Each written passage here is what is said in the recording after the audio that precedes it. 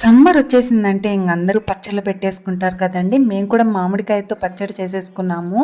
4 కప్పుల మామిడికాయ ముక్కలను ఒక బౌల్లోకి తీసుకొని ఆవపిండి కోసము 1 స్పూన్ మెంతులు, 3 స్పూన్ల ఆవాలు, 1 స్పూన్ జీలకర్ర దోరగా వేయించి ఒక ప్లేట్లోకి తీసుకొని చల్లార్చుకోవాలి. 1 కప్పు నువ్వుల నూనె తీసుకొని అందులో 2 స్పూన్ల ఆవాలు, 2 ఎండుమిర్చి, కరివేపాకు, అలాగే ఇంగువ, వెల్లుల్లి రెబ్బలు వేసి పోపు పెట్టుకొని బాగా చల్లారనివ్వాలి.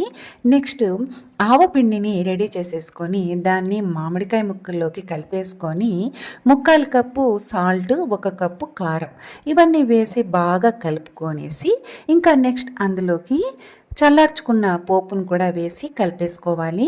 మొత్తం కలిపేసుకున్న దాన్ని ఒక రోజంతా అలాగే పక్కకు పెట్టేస్తే మరుసటి రోజుకి ఊరగాయ అయితే రెడీ అయిపోతుంది. ఈ ఊరగాయని మనము హ్యాపీగా అంబలికి, చద్దన్నంకి బాగా చక్కగా